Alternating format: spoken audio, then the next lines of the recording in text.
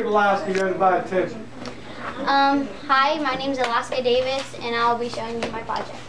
My question was, do grow pets grow better in hot or cold water? My procedures was, first I filled one container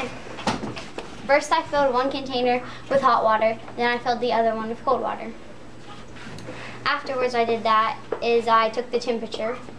First, the hot water was 100.8 degrees and the cold water was 53 degrees. No, 43 degrees. And the hot water, when it like go cold, I had to regulate the water every hour. And then my materials was 2 plastic containers clear, 2 grow pets, same color, same size, and of course hot and cold water. My hypothesis was I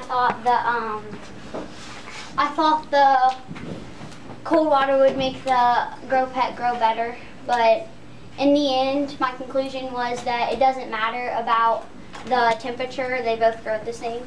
So here is day 1, both hot and cold water. They're just by themselves.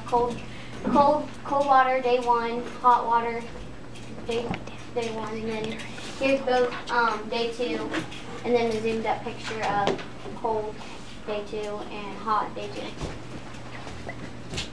2. And that's about it.